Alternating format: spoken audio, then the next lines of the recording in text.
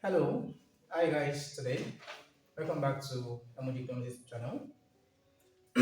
So our topic for today is long-run economic growth. Okay, for you to be able to see this class, you must have been doing things that are related with economic growth. Before this particular period. All right. So what's economic growth? Economic growth is simply increase in the national output of an economy or increase in the national output of a country. Or more technically speaking, you can say that economic growth is the increase in the gross domestic product of an economy. So that's just it. So once the gross domestic product has increased, so we say that the economy has grown. Now, if you recall from your 10 principles of microeconomics, you probably thought if you recall from your microeconomics classes, actually, so you were probably taught 10 principles of economics, okay?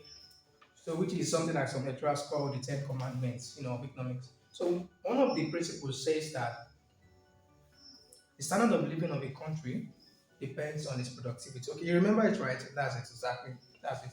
Okay, the standard of living of a country depends on its, productivity. So, productivity is going to get economic growth. So, what that is essentially saying is that the standard of living of citizens in a country depends on economic growth of that country. All right. So here we have economic growth is the increase in the output of a country over time. All right. So to raise the living standards of a country, like that is to raise the living standards of citizens of a country, long-run economic growth must occur. So when we say long-run economic growth, we are saying that a sustained economic growth. So it's not as if your economy grows today, falls into a recession tomorrow, grows, then falls into a depression. It's not, no, not something like that. So like over a reasonable amount of years, all right. So the economy continues to grow. All right, it continues to grow. So the standard of living of citizens of whatever country depend on that sustained economic growth. It is in one of our courses we were talking about economic development and economic growth, and I was explaining in one of the classes that economic development depends on economic growth. So that is, economic growth needs to happen first before economic development can happen. So when the economy is growing and falling, something like that, it is not easy to develop. And when we are saying economic development, we are looking at the improvement in the living standards, of the citizens of a particular country, right, or of the citizens of the people that are in that economy, okay, and improvement in their living standards. So you need your economic growth to be sustained. So when it is sustained, you can plan with it. You understand? And with correct policies here and there, you would then discover that the average, living standards of people in the economy, or let me say, the living standards of the average person in that economy begins to to rise. All right. So we have sources of economic growth because this is not really where we are going. Now you should already know some of these things. So you have natural resources, so e.g. land, minerals, etc. All right. So if you have an economy that just maybe suddenly discovers that it has, um, a mineral, okay, sometimes maybe oil, maybe it has oil, or it does discover that it has maybe natural gas or whatever, or maybe coal or whatever. So it just, I think the one in sound now, maybe lithium or something. Okay, I think lithium, if correct. So your economy just, maybe there could be an improvement, or there could be a kind of technology that is, around that is like busting everywhere right now. That could be like busting people's bubbles, and then a key raw material that is required for that technology to aid economic development happens to be in your country. It has been in your country since, but because nothing has really happened to make use of it. At the time, crude oil was nothing, right? So I don't even know the year you're going to be seeing this video. Crude oil may be nothing by then too. So at the time, crude oil was nothing because people were not really using it, and so you then have the industrial age, coming in, then machines, equipment, whatever started developing that require, you know, um, crude oil, that require fuel that are derived from crude oil, to operate. So then, countries that discover that they had crude oil, that means that brought in money, right? So something like that leads to economic, growth because now there's going to be an increase in your GDP. There's going to be an increase in the output that the country is, producing. So in as much as there's an increase in the output that the country is producing, other things being equal, that's already economic growth. So you also have human resources, especially skilled labor. the higher the number of skilled laborers that you have in your economy, the more the economic output is going to grow. That means, the more the economy grows. How about technology? Right, so when you have technological advancement, okay, the way we are doing things, technology is basically how factors of production are combined to produce output. You understand? So it's something like the way of doing things, right? So if the way of doing things, in the past, is no longer the way of doing things now, okay, which happens in most cases, right, or maybe all cases, right? The way of doing things now is the way of doing many things now is probably better than the way those things used to be done in the past. So when something like that happens, what it does is that it increases the marginal productivity of whatever factor of production that is being employed. Okay, so let's say in an economy or in an economy where people are used to maybe typewriters, right, and then laptops just came in. You understand? So laptops do more things than what typewriters can. Typewriter is just basically typing, but laptop does that for it. It makes you type documents and do a lot more other things. You understand? So that means giving laptop now, like computers now generally, is an increase in capital. Okay, of an economy, increase in the stock of capital of an economy. But that increase has now led to more output per laborer. Right, so and that's why we see that there is higher marginal productivity of labor. There's higher MPL.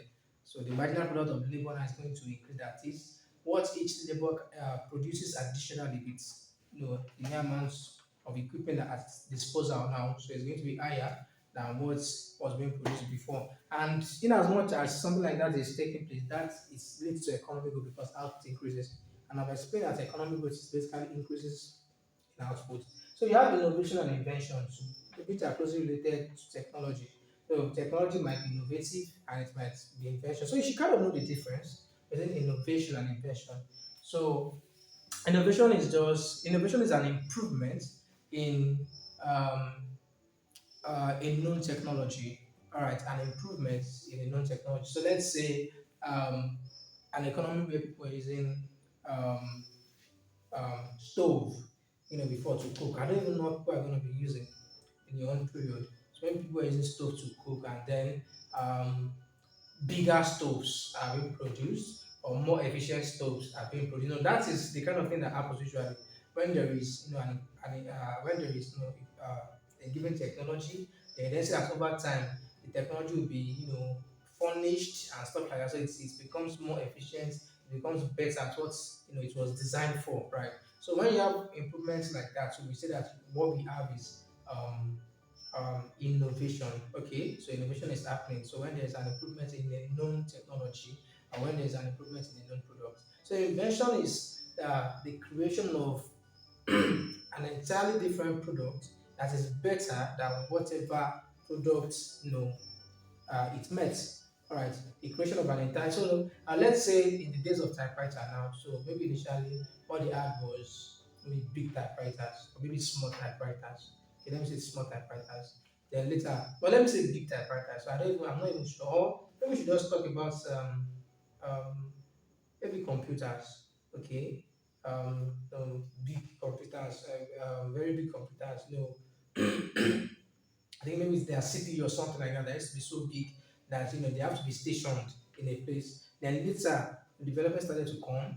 Computers started to come in smaller shapes, smaller sizes, and so on and so forth. But then later on, they discovered that more things, like better things, were produced. So from all of those things, boom, you have laptops, and from laptops now you have supercomputers.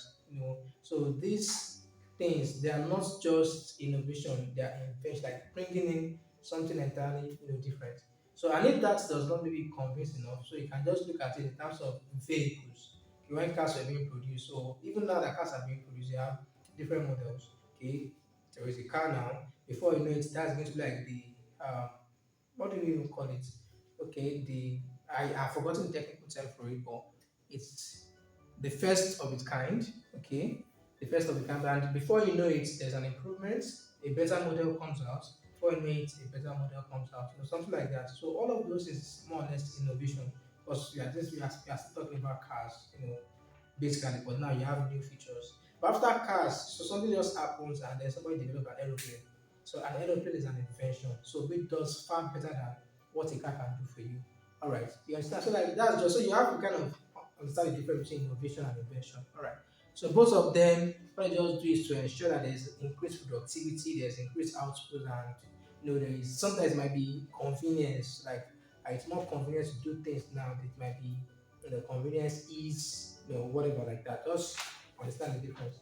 Now you have enterprise. Enterprise is very very important. To that is a very important ingredient. In fostering economic growth. So enterprise is just talking about the entrepreneurial skill of people. So you need entrepreneurs in an economy for the economy to grow because these are people that take risk when developing businesses. And businesses will provide income to people to the risk takers if successful. Businesses when they begin to scale, right, they employ other people, which reduces unemployment, in the economy, and those people get paid so at the end of the day wages or salaries, which makes them start to earn something. So which kind of which begins to increase their living standards and so on and so forth. Then it directly businesses directly contribute to the output of goods and services in an economy. So that is they even lead to economic growth. And then along the line, businesses also get tax, which means it raises tax revenue. So the more you have entrepreneurs, the more successful the environment is for entrepreneurs, not entrepreneurs rather, for entrepreneurs to succeed. The more the economic growth in the economy in that economy. But if you have a harsh environment where people do not want to set up businesses and where existing businesses are getting closed, so what you experience is a reduction in output, and a reduction in output. If it is then prolonged, I said that means the living standards of people will begin to seriously fall in that economy. All right. After that, we have government policies, then we have the foreign direct investment.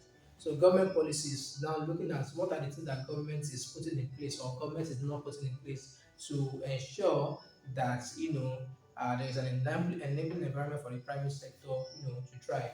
Is the government coming in to raise taxes to the detriment of companies to the extent that companies have to lay off workers in order to accommodate the increment in the cost of production as a result of the increase in taxes that they have to pay.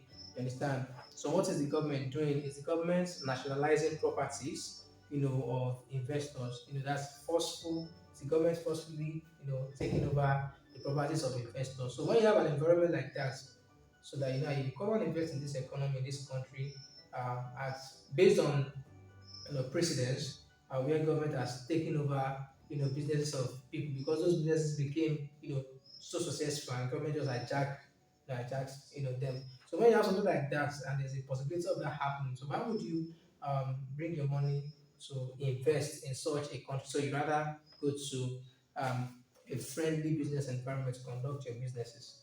Yes, and so government policies that ensure friendliness or hostility of the business environment also has a role to play in the economic growth of a country. So foreign direct investments, just as the name implies, so money coming in from foreign countries, to the private sector. All right, so money coming from public, from other countries to the private sector and the economy. So when you have a higher, for the purpose of developing or supporting businesses. You understand? For the purpose of so stuff. It's not as if we are being gifted money. No.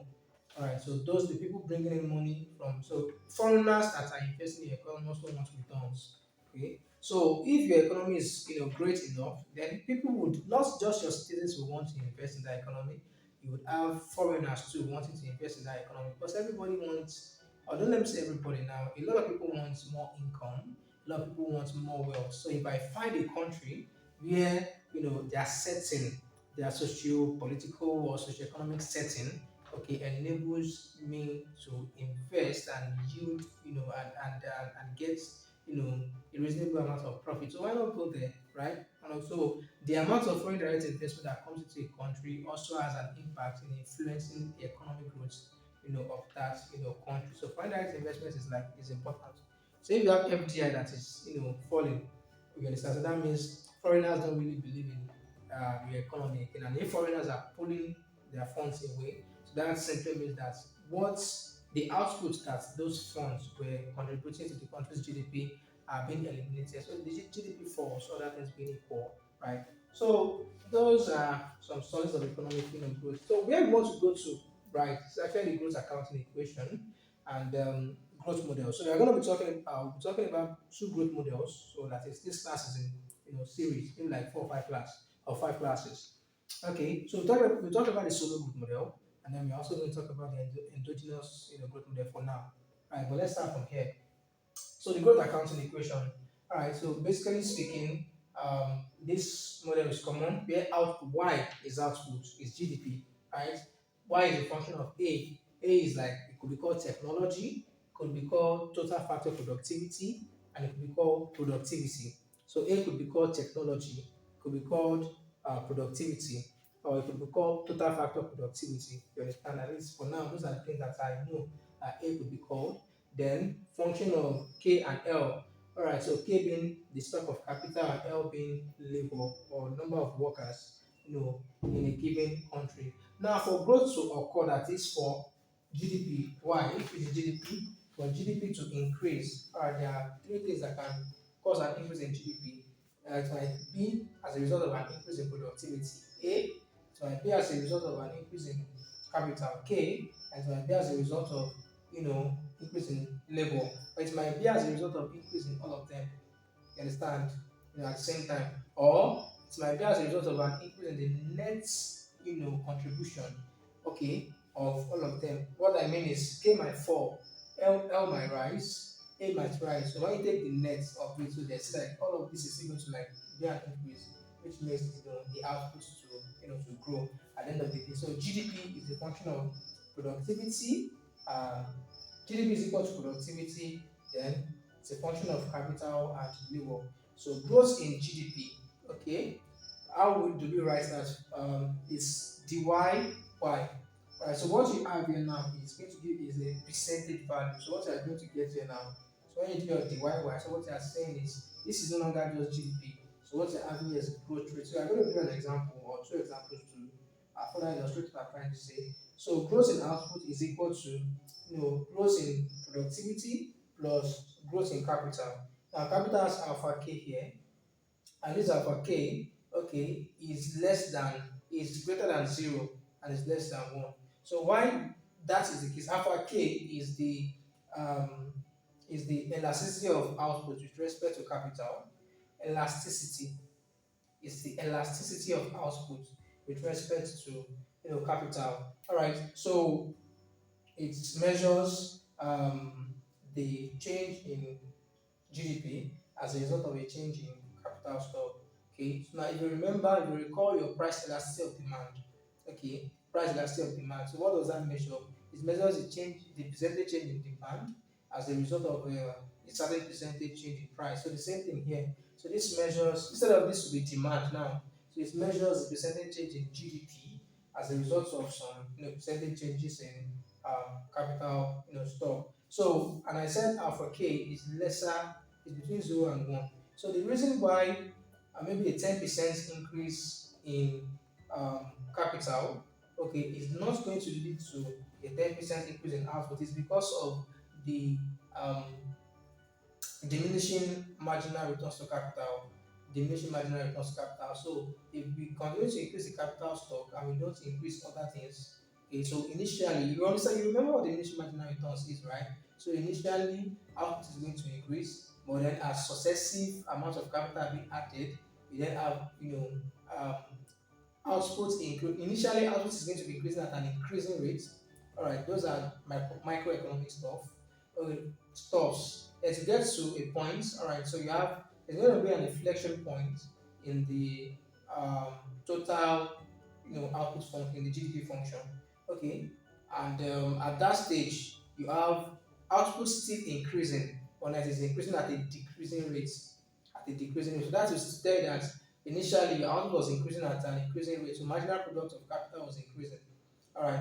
So now that output is still increasing, but now at a decreasing rate. So MPK is now falling. Then it continues like that until MPK becomes zero. And if you are not careful, MPK might become negative. That is where your total output curve, which in this case is the total GDP, is the GDP curve. Now begins to fall. I should draw the graph, but I'm not drawing it for you to be attending a class like this. You've probably done that, in the past.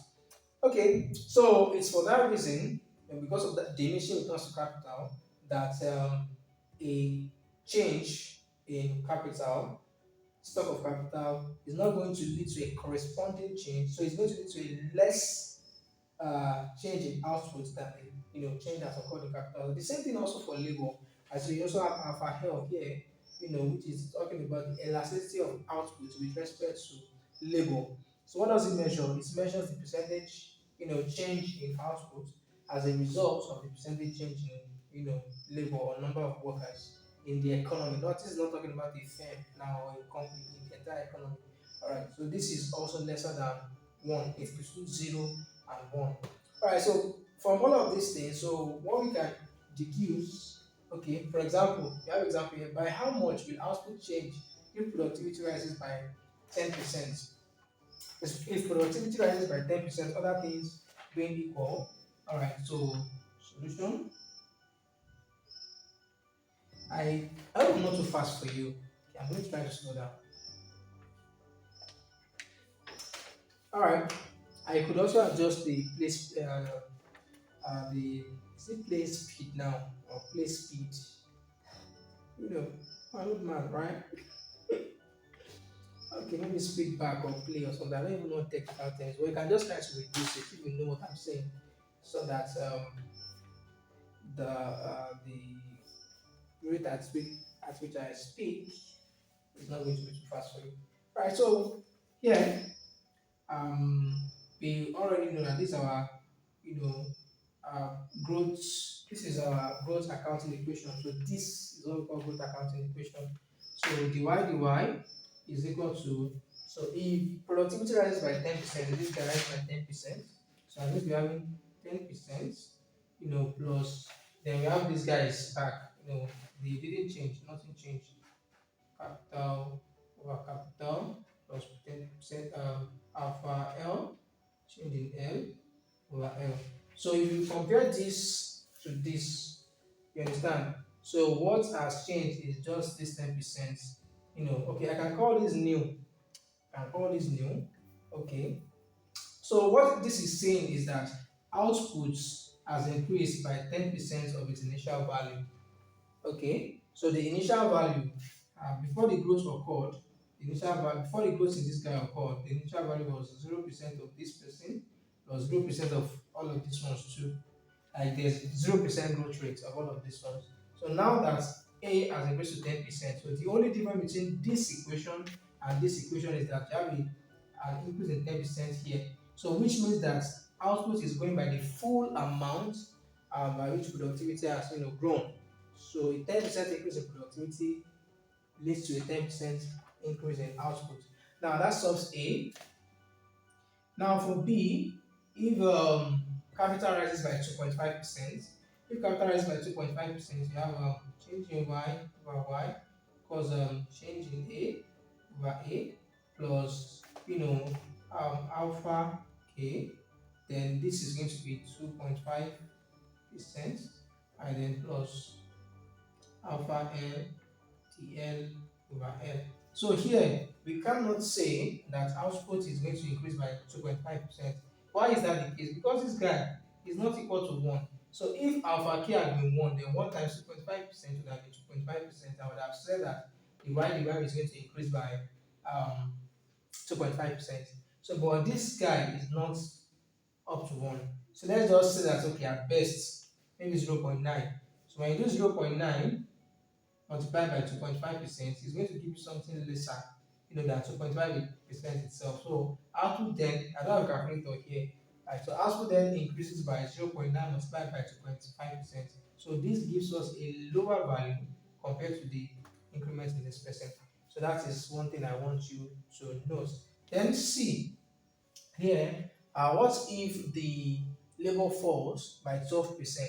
If labor falls by 12%, the growth accounting equation, remember, this is what we call the growth accounting equation, right? So we have the A over A plus alpha K, the K over K plus alpha L. So because this is a fall, so you are going to have a minus 12%. Right? So you should take note of these things, minus 12%. Okay, in the same vein, output is not going to fall by the full amount by which labor has fallen because alpha L is not equal to 1. You understand? Is not equal to 1. So it's lesser than 1. So a value, so if you see that, okay, if you assume that this guy is 0.85, so 0.85 into bracket minus 12% might give you something around maybe 9%. So output might eventually fall by 9% instead of falling by the full 12%. So here you can see that, first we see that changes in, productivity, changes in capital, changes in labor, would eventually change, output. But then by how much will they change output? The change in productivity will change output by the full amount by which the productivity has what did I write here? By which the productivity has increased, right? Or changed, not necessarily increased. But for capital and labor, because of their diminishing, marginal returns nature, um, a change in a percentage change in either of them would lead to a less than corresponding change in output. So that's that about that. Now, question two: if output grows by, I don't even know, I might have to rub up some things, but let's just do that. Question two says that if output grows by 40%, so let me just write the accounting, let me just fix all of this to the accounting equation directly. If output grows by 40% and then capital grows by 20, what we have to look for though is the total factor productivity growth rate. So we have the A by A, right? Then plus alpha K. Um, Capital grows by 20%, into brackets 20%, then plus alpha L into brackets, labor grows by 30%. Is all of them happen simultaneously? Okay, 30%. So we have to look for, calculate the total factor. So we have to calculate the growth rate in this guy. So the A over A will end up being an equation, which is 40%, right? Minus alpha K 20% plus alpha L 30%. So if you want to kind of write this, simply, so the A over A is going to be equal to the A over A is going to be equal to 0.4 minus 0.2 alpha K. This is going to be minus K minus 0.3 alpha L. So we're not given alpha K and alpha L. So like this is just going to be the growth rate in output. Alright. So but from the look of things, the growth rate in output will be lesser than 40%. Going to be lesser than 40% because you have to subtract this guy and subtract this guy from it. Alright. So basically speaking, the growth rate in productivity is, is the subtraction of the growth rate in capital and labor from the growth rate in output. Understand? So when you calculated the impact of the growth rate in the capital and labor, when you calculated that impact on output, so whatever is left, whatever gap is left, is then referred to as the, growth rate of productivity. Whatever is left, okay, is referred to as. So if you had values for this and this, then whatever is left would have been the growth rate in productivity. So now we're given that if alpha k is 0.3, calculate alpha L. Alright, I know that I just have a calculator. So if um so this is A. So you have the A over A. If alpha A, so you have 0.4 minus 0.2 into bracket. If alpha K is 0.3, A minus 0.3 alpha L. Alright, so we have the A over A equals 0.4 minus 0.2 times 0.3, that's like 0.6. Okay, so let me try it. Uh, 20 per 100 multiplied by 30 per 100. Okay, so this is going to give us 600 over 10,000. Okay, so this should be 0.06. Okay, 0.06 then minus 0.3 alpha L. So but what we are looking for is alpha L. So it's also going to be a form of equation.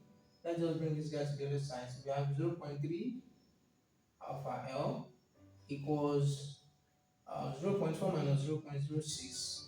So 0.34 0. Right, 40 minus 6, that's 34, right? 0.34 minus the growth rate in this guy, dA over A. Alright, so we then have we divide through by 0.3, divide through by 0.3. So alpha L equals, 0.34 minus the growth rate in productivity over A, okay, everything divided by 0.3. So this is also, you know, an equation. So it's now saying that what does it mean? Interpret your result. And in economics, what is interpretation of result is more important than just the mathematics that we are solving. So here, interpret your results. First, you have to tell us what alpha L mean, and alpha L means the output, the elasticity of labor with respect to the elasticity of output rather with respect to labor. Okay, elasticity of like price, elasticity of demand, so which is like input, elasticity of output, right? So this is kind of labor elasticity of output, something like that. Price is the input, price elasticity of demand. So labor elasticity of output, or the elasticity of output with respect to labor, right? So that's the first thing I'm going to write. So the next is to say that um, 1% increase in labor, right? A 1% increase in labor would change output. A 1% increase in labor would change output by this equation by 0.34 minus this, by this, since you don't have a definite figure. So a 1% increase in labor or a number of workers would change the output by this equation. So that's it. So if you have any question, leave them in the comment section. So you have so your assignment will then be to just do for um okay. So I can just change this one. So let's just say you have an assignment here.